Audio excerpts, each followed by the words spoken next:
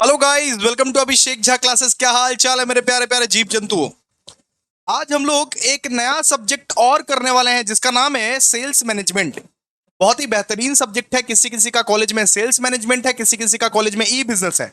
लेकिन ये sales management जो है ये बहुत सारे अधिकतर कॉलेज में है। जैसे आपके कंज्यूमर बिहेवियर बहुत मैक्सिमम कॉलेज में थे, वैसे ही दोस्तों सेल्स मैनेजमेंट जो है ये बहुत मैक्सिमम कॉलेजेस में सेल्स मैनेजमेंट चुना गया है। मैं बता दूं आप लोगों को कि मैं सेल्स मैनेजमेंट और ई बिजनेस दोनों ही पढ़ाने वाला हूं, लेकिन आप लोगों को कोई एक ही पढ़ना है। जो आपका कॉलेज बोले सिर्फ वही पढ़ना है दोस्तों। आज हम लोग सेल्स मैनेजमेंट का यूनिट नंबर 1 पढ़ने वाले हैं जिसका नाम है दोस्तों सेल्स ऑर्गेनाइजेशन। जैसे कि आप लोगों को पता है कि सेल्स मैनेजमेंट के कुल मिला के 5 चैप्टर है, 5 चैप्टर। तो आप देख सकते हो सबसे पहला चैप्टर का जो नाम है वो है सेल्स ऑर्गेनाइजेशन। दूसरा चैप्टर है दोस्तों डिजाइनिंग सेल्स फोर्स। फिर तीसरा चैप्टर का नाम है मैनेजिंग द सेल्स फोर्स। फिर चौथा चैप्टर का नाम है दोस्तों पर्सनल सेलिंग एंड सेल्समैनशिप। और पांचवा चैनल का नाम है दोस्तों मार्केटिंग चैनल्स एंड सिलेक्शंस। तो बहुत ही बेहतरीन बेहतरीन चैप्टर्स होने वाले हैं दोस्तों। और आज हम लोग जो है पहला वाला चैप्टर करने वाले हैं। और दोस्तों इसका मार्क्स वेटेज अगर आपको बोलूं तो इसका मार्क्स वेटेज है 15 से 20 मार्क्स का आएगा ही आएगा। 100%, 100%। तो दोस्तों आइए हम लोग शुरू करते हैं दोस्तों सेल्स मैनेजमेंट का लेक्चर नंबर 1। और हम लोग आज शुरू करने वाले दोस्तों सेल्स ऑर्गेनाइजेशन। सबसे पहले आप लोगों को दोस्तों बताना है हमको कि सेल्स मैनेजमेंट आखिरकार होता क्या है।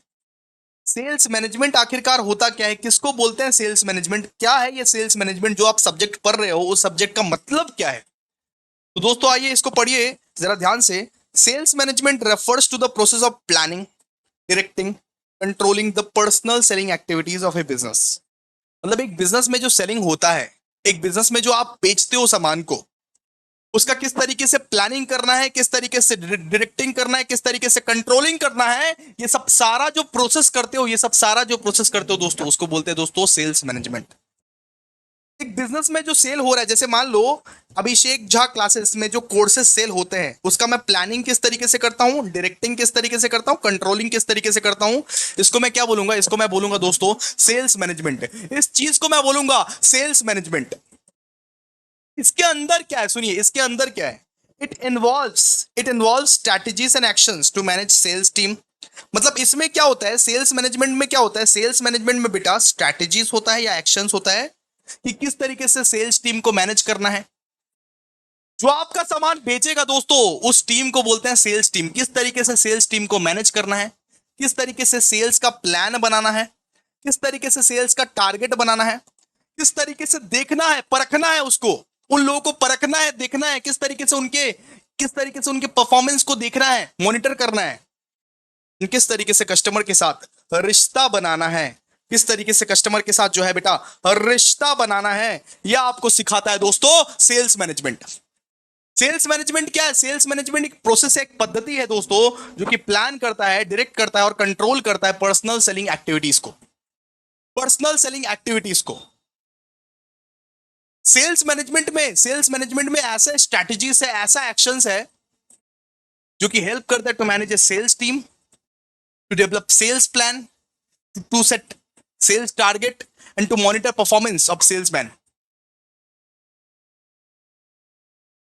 सेल्स मैनेजमेंट रिश्ता बनाता है, कस्टमर के साथ रिश्ता बनाने में हेल्प करता है दोस्तों। मतलब सीधा सा बात है, एक बिजनेस में जो सेलिंग एक्टिविटीज हो रही है उसको पूरा प्रॉपर तरीके से मैनेज करना। सेल्स मैनेजमेंट मतलब क्या होता है, एक बिजनेस में सेलिंग एक्टिविटीज को मैनेज करना। एक बिजनेस में सेलिंग एक्टिविटीज, जितना भी सेलिंग एक्टिविटीज मेरे कोर्स जितना सेल हो रहा है उसको अगर मैं मैनेज कर रहा हूं तो मैं उसको क्या बोलूंगा, उसको मैं बोलूंगा सेल्स मैनेजमेंट। ठीक है, तो सेल्स मैनेजमेंट में क्या होता है, सेल्स मैनेजमेंट में आप प्लानिंग करते हो कि किस तरीके से सेल करूंगा, आप डायरेक्टिंग करते हो, आप कंट्रोलिंग करते हो दोस्तों, आप अपना टारगेट सेट करते हो, आप जो सेल्स टीम है उसका उसका जो परफॉर्मेंस है वो मॉनिटर करते हो, आप सेल्स टीम को बनाते हो, आप सेल्स टीम को मैनेज करते हो, आप उसके परफॉर्मेंस देखते हो, आप सेल्स टारगेट सेट करते हो कि इस महीने हमें 1000 कस्टमर चाहिए तो चाहिए, बस इस महीने 1000 सेल होना चाहिए तो होना चाहिए, आप सेट करते हो। आप रेवेन्यू के बारे में सोचते हो, आप अपने ग्रोथ के बारे में सोचते हो, आप अपने ऑर्गेनाइजेशन को कैसे ऊपर लेके जाए उसके बारे में सोचते हो, आप कस्टमर के साथ किस तरीके से रिश्ता बनाना है, रिलेशनशिप बनाना है कि कस्टमर बार बार लगातार आपके पास आए दोस्तों, इसके बारे में सोचते हो। तो इस प्रोसेस को बोला जाता है, ये रिश्ता को बोला जाता है दोस्तों सेल्स मैनेजमेंट। ये रिश्ता कहलाता है सेल्स मैनेजमेंट। आई होप आप लोग समझ गए होंगे। तो sales management refers to the process of planning, directing, controlling the personal selling activities of a business. ठीक है, आई होप आप लोग समझ गए होंगे इसको। अब बात करते हैं दोस्तों क्यों जरूरी है सेल्स ऑर्गेनाइजेशन। बात करते हैं पर्पस ऑफ सेल्स ऑर्गेनाइजेशन। एक सेल्स ऑर्गेनाइजेशन जो होती है, सबसे पहले बात करते हैं सेल्स ऑर्गेनाइजेशन क्या होती है। सेल्स ऑर्गेनाइजेशन मतलब जहां पे जहां पे जहां पे सेलिंग ऑर्गेनाइजेशन, जहां पे सेलिंग एक्टिविटीज होती है, जहां पे सेलिंग एक्टिविटीज होती है उस टाइप के ऑर्गेनाइजेशन को हम लोग क्या बोलते हैं, सेल्स ऑर्गेनाइजेशन। जिस ऑर्गेनाइजेशन में सेलिंग एक्टिविटीज होती है उस टाइप के ऑर्गेनाइजेशन को हम लोग क्या बोलते हैं, सेल्स ऑर्गेनाइजेशन। देखो ना क्या लिखा हुआ है, देखो ना इसका डेफिनेशन भी हम लोग दे के रखे हैं, देखो ना डेफिनेशन भी हम लोग दे के रखे हैं। A sales organization is a structured framework that defines how a company manages its sales activities and team। मतलब सेल्स ऑर्गेनाइजेशन एक फ्रेमवर्क है जो ये बताता है कि अपना सेलिंग एक्टिविटीज को तुम कैसे संभाल सकते हो, कैसे मैनेज कर सकते हो अपना सेल टीम को। सेल ऑर्गेनाइजेशन दोस्तों, सेल्स ऑर्गेनाइजेशन एक ऐसा फ्रेमवर्क है, ऐसा क्या है, फ्रेमवर्क, जो कि ये सिखाता है कि एक कंपनी किस तरीके से उसका सेल्स एक्टिविटीज और अपने टीम को कैसे मैनेज कर सकते हो। आपका सेल्स टीम है, सुनो, आपका जो सेल्स टीम है, आपका कंपनी है, उस कंपनी को, उस सेल्स टीम को कैसे मैनेज करोगे, किस तरीके से मैनेज करोगे, ये सिखाती है दोस्तों आपको सेल्स ऑर्गेनाइजेशन। ये कहां पे होती है, सेल्स ऑर्गेनाइजेशन में। ये कहां पे होती है, किस ऑर्गेनाइजेशन में होती है, सेल्स ऑर्गेनाइजेशन में। बात समझो आप लोग। Sales organization is a structured framework that defines how a company manages its sales activities and team। किस तरीके से सेलिंग एक्टिविटीज को हम लोग को परफॉर्म करना है, किस तरीके से टीम को मैनेज करना है, किस तरीके से उसको उसको हम लोग को टारगेट देना है, किस तरीके से हम लोग को सैलरी देना है, ये सब सेल्स ऑर्गेनाइजेशन में होता है। ये सेल्स ऑर्गेनाइजेशन का ये स्ट्रक्चर्ड फ्रेमवर्क है। Its main purpose is to ensure the efficient and effective selling of product and services। मतलब सेल्स ऑर्गेनाइजेशन का मेन मकसद क्या है, मकसद मतलब, अरे पर्पस का मतलब क्या है, पर्पस का मतलब है मकसद। मेन मकसद क्या है, मेन मकसद है कि हर एक चीज का, जैसे मैं एक कैलकुलेटर बेच रहा हूं, जैसे मैं एक कैलकुलेटर बेच रहा हूं तो मैं ये इंश्योर करूंगा, मैं ये अश्योर करूंगा कि मेरा कैलकुलेटर सबसे ज्यादा बिके। मैं ये अश्योर करूंगा कि मेरा कैलकुलेटर सबसे ज्यादा बिके और सबसे अच्छे से बिके। तो सेल्स ऑर्गेनाइजेशन का जो पर्पस होता है वो efficient and effective selling of product and services होता है। बात खत्म। तो आप समझ गए होंगे सेल्स ऑर्गेनाइजेशन क्या होता है। सेल्स ऑर्गेनाइजेशन मतलब क्या होता है कि किस तरीके से कंपनी सेलिंग एक्टिविटीज को मैनेज करती है, किस तरीके से कंपनी सेल्स टीम को मैनेज करती है, उसको काबू में रखती है, और किस तरीके से वो इफेक्टिव एंड इफिशिएंट सेलिंग करवाती है of product and services.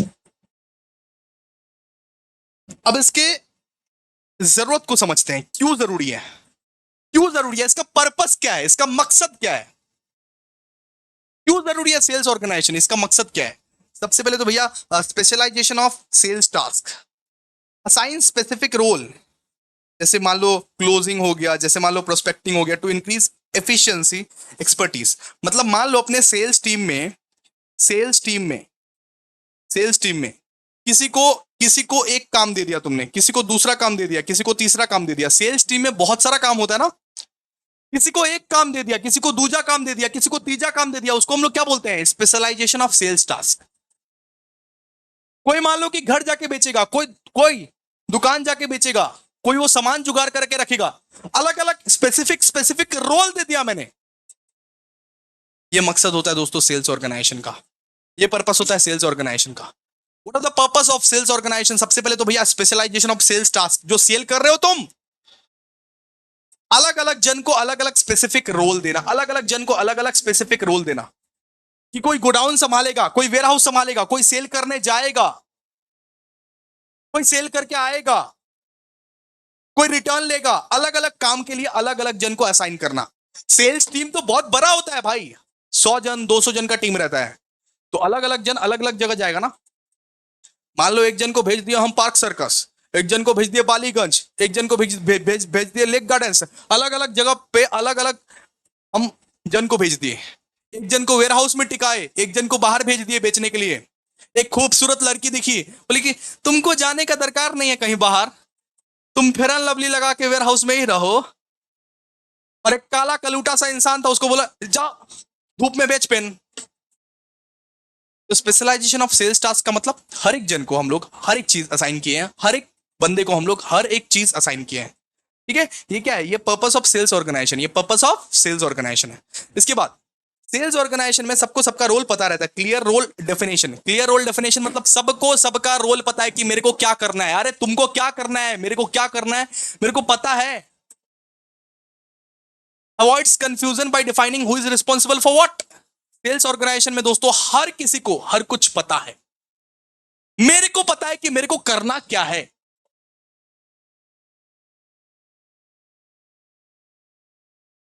Sales organisation में जो है, सेल्स ऑर्गेनाइजेशन में आपको कस्टमर सर्विस जो मिलता है बहुत बेटर मिलता है दोस्तों। Structure allows the for better customer coverage and relationship management. अगर सही सही काम सही जन को दिया रहेगा, अगर सारा का सारा काम सही तरीके से बांटा हुआ रहेगा, स्पेसिफिक टास्क सही तरीके से बांटा हुआ रहेगा, तो क्या होगा, बेटर कस्टमर सर्विस। आप अपने कस्टमर को बहुत बेहतरीन बहुत खूबसूरत सर्विस दे पाओगे। इसके बाद दोस्तों एक सेल्स ऑर्गेनाइजेशन की वजह से कोऑर्डिनेशन जो होता है, कोऑर्डिनेशन कोऑर्डिनेशन मतलब तालमेल। हर एक जन के लिए काम करेगा। मान लो कि जर्नल बनाए, जर्नल जर्नल के बाद लेजर ही बनाओगे ना, ऐसा तो नहीं रहेगा। अगर मैं बोलूं तुमको कि लेजर बना दो, तो लेजर कैसे बनाओगे बिना जर्नल के, तो जर्नल के बाद ही लेजर बनेगा, लेजर के बाद ही ट्रायल बैलेंस बनेगा, है ना। तो तालमेल बनाता है, तालमेल कि एक काम करो उसके बाद दूसरा काम करने देंगे, उसके बाद तीसरा काम, उसके बाद चौथा काम, उसके बाद पांचवा काम। बात समझो।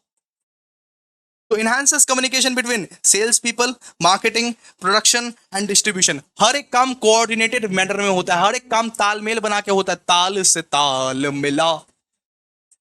हर एक काम कोऑर्डिनेटेड मैनर में होता है दोस्तों, कोऑर्डिनेटेड मैनर में होता है दोस्तों। इसके बाद देखिए, इसके बाद क्या लिखा हुआ है, इसके बाद लिखा हुआ है स्तर। जितना भी आपका वो परफॉर्मेंस है उसको भी कंट्रोल करने में हेल्प करता है। एक सेल्समैन का जो बेचने जाता है, जो सामान बेचने जाता है, मैं मान लीजिए एक सेल्समैन को अपॉइंट किया, बोला कि ये 100 कैलकुलेटर बिक जाना चाहिए, तो उसका परफॉर्मेंस मैं चेक कर सकता हूं कि वो किया कि नहीं किया, उसका प्रोग्रेस मैं चेक कर सकता हूं। अगर वो काम नहीं कर रहा है तो मैं दंड दूंगा उसको, मैं पनिश करूंगा उसको। तो परफॉर्मेंस कंट्रोल भी आप कर सकते हो, परफॉर्मेंस कंट्रोल भी आप कर सकते हो किसके बदौलत, सेल्स ऑर्गेनाइजेशन के बदौलत। सेल्स ऑर्गेनाइजेशन के बदौलत आप परफॉर्मेंस कंट्रोल भी कर सकते हो। स्केलेबिलिटी, स्केलेबिलिटी मतलब मान लो आपके सेल्स हो रहे हैं, आपके सेल्स हो रहे हैं, मान लो एक बंदे को मैंने 100 कैलकुलेटर बेचने के लिए दिया, वो एक दिन में ही बेच दिया। तो मैंने ना बिट्टू नाम का युवक था, उसको मैंने 100 कैलकुलेटर बेचने के लिए दिया, वो एक दिन में बेच दिया। तो अगले दिन मैं क्या करूंगा, एक्सपांड करूंगा, मैं नया नया मार्केट्स में एक्सपांड करूंगा, नया नया प्रोडक्ट्स को एक्सपांड करूंगा, ग्रोथ करूंगा अपने इंडस्ट्री का। तो सेल्स ऑर्गेनाइजेशन कभी कभी स्केलेबिलिटी पर भी ध्यान देता है दोस्तों। Supports growth by making it easier to expand new market और प्रोडक्ट लाइंस। ठीक है, और सेल्स ऑर्गेनाइजेशन की वजह से आप क्विकली अडेप्ट कर सकते हो न्यू मार्केट, न्यू स्ट्रैटेजीज। कुछ भी मार्केट में कोई भी चेंजेस आया, मार्केट में कुछ भी चेंजेस आया, मान लो मार्केट में बेटा कुछ भी चेंज आया, उस चेंज को आप फटाफट से क्विकली अडेप्ट कर सकते हो। क्या कर सकते हो, अडेप्ट कर सकते हो। क्या कर सकते हो, अडेप्ट कर सकते हो। ठीक है, तो ये क्या है, ये पर्पस ऑफ सेल्स ऑर्गेनाइजेशन। बहुत ही सिंप्लीफाइड वे में, बहुत ही खूबसूरत वे में लिखा गया सब कुछ, एक एक चीज बहुत ही खूबसूरत वे में लिखा गया दोस्तों। ठीक है, तो जरा ध्यान दीजिएगा आप लोग। बात करते हैं अभी प्रिंसिपल ऑफ सेल्स ऑर्गेनाइजेशन। बात करते हैं principle of sales organisation. Principle of sales organisation कौन सा है बताइए, चलिए आइए। सबसे पहले बात करते हैं हम लोग प्रिंसिपल ऑफ सेल्स ऑर्गेनाइजेशन, मतलब सेल्स ऑर्गेनाइजेशन का क्या क्या प्रिंसिपल्स है, कौन कौन सा प्रिंसिपल्स हम लोग को फॉलो करना पड़ता है। जैसे आप लोग पीपीएम जैसे आप लोग को पीपीएम पढ़ाए थे, वहां पे आप लोग को फायल जी का प्रिंसिपल्स पढ़ाए थे, बिल्कुल उसी तरीके से सेम टू सेम, बहुत ही ज्यादा प्रिंसिपल्स मैच करते हैं। तो अभी हम लोग पढ़ेंगे दोस्तों कि सेल्स ऑर्गेनाइजेशन जो है उसका क्या क्या प्रिंसिपल्स है, उसके बारे में हम लोग पढ़ने वाले हैं दोस्तों। सबसे पहला प्रिंसिपल यूनिटी ऑफ कमांड। सबसे खूबसूरत और सबसे पहला प्रिंसिपल दोस्तों यूनिटी ऑफ कमांड। कि each sales person should report to one superior. मतलब यहां पे क्या है कि हर एक सेल्स पर्सन का सिर्फ एक ही तो बॉस रहेगा। हर एक सेल्स पर्सन का, मान लो कि मैं बिट्टू को अपॉइंट किया तो बिट्टू किसको रिपोर्ट करेगा? अभिषेक को। हर एक सेल्स पर्सन का सिर्फ एक बॉस रहेगा, हर एक सबऑर्डिनेट का एक ही सुपीरियर रहेगा। आप पढ़े थे ना यूनिटी ऑफ कमांड। तो दोस्तों सबसे पहला प्रिंसिपल जो है वो है unity of command. Each sales person should report to one superior only, not 100 superiors in one time. नहीं, एक ही सुपीरियर को रिपोर्ट करोगे तुम, तुम्हारा एक ही बॉस रहेगा, बात खत्म। तुम्हारा बॉस एक ही रहेगा। इसको क्या बोलते हैं? इसको बोलते हैं हम लोग यूनिटी ऑफ कमांड। इससे क्या होता है? इससे भैया कंफ्यूजन नहीं आता है, ओवरलैपिंग नहीं आता है, ठीक है।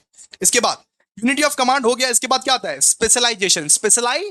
Specialisation roles are divide based on expertise like product lines, customer types या इलाका। सिंपल सा बात है। सुनो ना, अगर कोई बच्चा के लिए प्रोडक्ट मांगा, सुनो सुनो सुनो सुनो, अगर कोई बच्चा के लिए प्रोडक्ट मांगता है तो 90 मांगेगा क्या? 90 दे दो मेरे को, नहीं ना।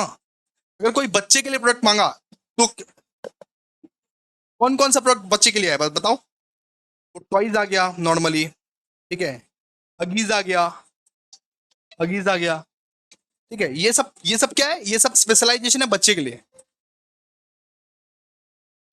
ठीक है। वैसे ही मान लो एक ओल्ड एज वाला लोग क्या डिमांड करेगा? एक ओल्ड एज वाले लोग वॉकिंग स्टिक्स डिमांड करेंगे, हॉस्पिटल डिमांड करेंगे, मेडिसिन डिमांड करेंगे, है ना। एक आपकी तरह एडल्ट क्या डिमांड करेगा? कॉलेजेस डिमांड करेगा, फैशनेबल क्लोथ्स डिमांड करेगा। तो स्पेशलाइजेशन मतलब क्या होता है? हर एक चीज का, हर एक प्रोडक्ट का, हर एक सर्विसेज का अलग अलग स्पेशलाइजेशन होता है। प्रोडक्ट लाइंस अलग होता है, कस्टमर टाइप्स अलग होता है, ठीक है, ठीक है। तो ये क्या है? ये प्रिंसिपल्स है, ये सेल्स ऑर्गेनाइजेशन का प्रिंसिपल्स है। मतलब हर एक कस्टमर को हर एक चीज पसंद आएगा। जरूरी नहीं है कि आपका प्रोडक्ट हर एक कस्टमर को सब आए, जरूरी नहीं है कि हर एक कस्टमर आपका टाइप का हो, अलग अलग टाइप का भी हो सकता है। मेरे को रिन पसंद है, आपको सर्फ एक्सेल पसंद आएगा। मेरे को निरमा पसंद है, आपको टाइट पसंद आएगा, बात खत्म, ठीक है। स्पैन ऑफ कंट्रोल मतलब क्या हो गया? फिर तीसरा वाला फंक्शन है मतलब यहां पे स्पैन ऑफ कंट्रोल। तो the number of subordinate a manager can efficiently manage. Span of control मतलब क्या होता है कि एक मैनेजर कितने सबऑर्डिनेट्स को एक बार में मैनेज कर सकता है। कितने सबऑर्डिनेट्स एक मैनेजर के अंडर काम करेंगे, उसको बोलते हैं स्पैन ऑफ कंट्रोल। जितना कम रहेगा उतना बेस्ट तरीके से मैनेजर मैनेज कर पाएगा, ठीक है। स्पैन ऑफ कंट्रोल मतलब कितने सबऑर्डिनेट्स को मैनेजर एक बार में मैनेज कर पाएगा, उसको क्या बोलते हैं? उसको हम लोग क्या बोलते हैं? Span of control. इसके बाद फ्लेक्सिबिलिटी मतलब सेल्स ऑर्गेनाइजेशन ऐसा होना चाहिए जो फ्लेक्सिबल हो, तो अपने हिसाब से मार्केट कंडीशंस को समझ के सेल्स करे, प्रोडक्ट के चेंजेस करे, ठीक है। जो कस्टमर के डिमांड्स को समझ के बेचे कुछ सामान को, ठीक है। कस्टमर कुछ भी डिमांड कर रहा है उस हिसाब से हम बेच रहे हैं ना। जैसे मान लीजिए हम ई बुक अभी सेल कर रहे थे, कस्टमर ने बोला सर हार्ड कॉपी बुक्स भी सेल करो, तो बेच दिया हार्ड कॉपी बुक्स, क्या दिक्कत है? कस्टमर जो मांगेगा वो करना पड़ेगा, बस कस्टमर के डिमांड के हिसाब से, मार्केट के कंडीशन के हिसाब से, ठीक है। इसके बाद बोला हुआ कोऑर्डिनेशन, ये पढ़ लीजिएगा। कोऑर्डिनेशन मतलब सेल्स ऑर्गेनाइजेशन में कोऑर्डिनेशन होना चाहिए। Ensures all departments, marketing, sales, customer service work together effectively. हर एक डिपार्टमेंट्स में इफेक्टिवली एंड एफिशिएंटली काम करना पड़ता है। कोऑर्डिनेशन जरूरी है, तालमेल जरूरी है। एंड लास्ट वाला आ गया दोस्तों वो कंटिन्यूटी। सो कंटिन्यूटी का मतलब क्या होता है? Stable structure that doesn't change frequently, allowing for consistency and long term planning. मतलब एक सेल्स ऑर्गेनाइजेशन का यही मकसद होता है कि हम सालों साल चलते रहे, युगो चलते रहे, कोई हमको बदलाव ना कर पाए, कोई हमको बदल ना पाए। सालों हम लोग चलते रहे और युगो हम लोग चलते रहे। सिंपल सा बात है। बात करेंगे complexity of the sales organisation. मतलब एक सेल्स ऑर्गेनाइजेशन में क्या क्या दिक्कतें आती है, उस चीज के बारे में हम लोग पढ़ेंगे। एक सेल्स ऑर्गेनाइजेशन में कौन कौन सी परेशानी, कौन कौन सी प्रॉब्लम्स, कौन कौन सी दिक्कत आती है, उस चीज के बारे में दोस्तों पढ़ेंगे हम लोग। सबसे पहली दिक्कत कि एक सेल्स ऑर्गेनाइजेशन में ना सब कुछ तो ठीक है, लेकिन अगर आपका प्रोडक्ट्स और सर्विसेज बहुत ज्यादा मल्टीपल है तो वो एक बहुत ज्यादा दिक्कत क्रिएट करता है। ईच में need a different cells approach और स्पेशलाइज्ड टीम। जैसे अमूल का अगर बात करें तो अमूल मिल्क तो आसानी से बिक जाता है। अमूल कर्ड उतना आसानी से नहीं बिकता होगा, उसके लिए एक अलग अप्रोच चाहिए हम लोग को। हम लोग को मिल्क बेचने के लिए कोई भी अप्रोच नहीं चाहिए, लेकिन कर्ड बेचने के लिए तो हम लोग को डिफरेंट अप्रोच चाहिए, सिंपल सा बात है। अमूल घी बेचने के लिए अलग ही अप्रोच चाहिए हम लोग को। तो हर एक प्रोडक्ट्स बेचने के लिए, हर एक सर्विसेज बेचने के लिए आप लोग को बहुत सारे नए नए अप्रोचेस चाहिए दोस्तों। ये एक कॉम्प्लेक्सिटी आता है दोस्तों एक सेल्स ऑर्गेनाइजेशन में, मल्टीपल प्रोडक्ट्स और सर्विसेज। इसके बाद कस्टमर सेगमेंट्स अगर हो हो आपके मार्केट में, फिर दिक्कत है ना। Business versus individuals buyers each needing different strategies, ठीक है। जैसे मान लो एक बच्चे के लिए आपको जो एड दिखाना है, मतलब सिंपल सा बात है, अगर मान लो कि कुछ किड्स का टॉयज वॉयज बेचना चाहते हो तो किड्स को लुभाने वाला एड दिखाओ। अगर वुमेन के लिए क्रीम बेचना चाहते हो तो वुमेन की सुंदरता दिखाओ। अगर मेंस के लिए कुछ दिखाना चाहते हो, वो बॉटल तो उसके लिए वो दिखाओ ऐड। तो हर एक जन के लिए हर एक अप्रोच फॉलो करना पड़ता है कि मेंस को कैसे लुभाए, वुमेन्स को कैसे लुभाए, बच्चे को कैसे लुभाए, के हिसाब से हम लोग को देखना पड़ता है। हर एक जन के लिए अलग अलग डिफरेंट स्ट्रैटेजीज हम लोग को बनाना पड़ता है। बस ग्राफिकल एक्सपांशन आता है उसके बाद। तो managing sales team in different regions add communication and coordination challenges है। तो देखिए आप कोलकाता में सेल कर ले रहे हो, आपको मान लीजिए हिंदी बोलना आता है, आपको मान लीजिए इंग्लिश बोलना आता है, आपको मान लीजिए वो बंगाली बोलना आता है, कोलकाता में तो सेल कर ले रहे हो। क्या आप बैंगलोर में भी वही चीज सेल कर पाओगे अगर आपको इंग्लिश नहीं बोलना आता या उनका लैंग्वेज नहीं बोलना आता? अगर आपको कन्नड़ वन्नड़ नहीं बोलना आता तो आप सेल कर पाओगे, बताइए? तो एक लैंग्वेज बैरियर या कम्युनिकेशन या कोऑर्डिनेशन बैरियर आता है अगर आप डिफरेंट सिटीज में, डिफरेंट कंट्रीज में आप बेचने जाते हो। ज्योग्राफिकल एक्सपांशन एक बहुत ही बड़ा प्रॉब्लम आपके लिए बनता है दोस्तों। फिर आता है दोस्तों चैनल वैरायटी, ठीक है। जैसे मान लीजिए कि कोई करता है डोर टू डोर सेल, मतलब आता है आपके दरवाजे को नॉक करता है, हेलो मैडम जी आपको कुछ खरीदना है। कोई ऑनलाइन सेलिंग करता है, जैसे मैं अपना कोर्सेज को ऑनलाइन बेचता हूं, तो अपने अपने कोर्सेज के लिए, अपने अपने लाइंस के लिए, अपने अपने चैनल्स के लिए ना अलग अलग स्ट्रैटेजीज होती है। ऑनलाइन बेचना अलग स्ट्रैटेजी है, ऑफलाइन बेचना अलग स्ट्रैटेजी है, अलग अलग चैनल्स के लिए अलग अलग स्ट्रैटेजीज है। फिर टीम साइज भी मैटर करता है। Larger team need more layers of management and more structured processes. अगर बहुत बड़ा टीम है तो बहुत सारे लेयर्स ऑफ मैनेजमेंट चाहिए और बहुत स्ट्रक्चर्ड वे में काम होना चाहिए। सेल्स स्ट्रैटेजी बनाने में कभी कभी दिक्कत हो जाता है हम लोग को, ठीक है।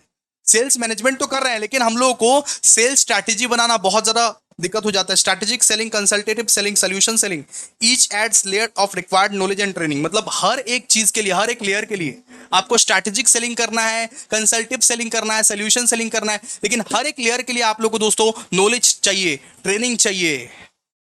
एंड कभी कभी रेगुलेटरी एंड कल्चरल डिफरेंसेस भी आता है, कभी कभी लॉस भी आपके लिए बाधा बन सकती है दोस्तों। कभी कभी लॉ भी आपके लिए दोस्तों बाधा बन सकती है। रेगुलेटरी एंड कल्चरल डिफरेंसेस मतलब कि specially for international sales team compliance and local laws and customs can be challenging. तो हम लोगों के लिए टैक्स या लोकल लॉस भी चैलेंजिंग कभी कभी बन सकती है, ठीक है। आज हम लोग बेसिकली इतना ही पढ़ेंगे, अगले क्लास में हम लोग आगे पढ़ने वाले हैं। तो सेल्स मैनेजमेंट का पहला वाला लेक्चर आप लोगों को समझ में आया कि नहीं समझ में आया, बताइए एक बार। और एक बार सेल्फ रीड कर लीजिएगा, बिल्कुल बहुत बढ़िया तरीके से समझ में आएगा। इतना 100% गारंटी है दोस्तों। हर एक सब्जेक्ट को ऐसे ही बहुत ही बेहतरीन तरीके से आप लोगों का कंप्लीट कराया जाएगा। Thank you so much. चलिए मिलते हैं नेक्स्ट वीडियो में, तब तक के लिए बाय।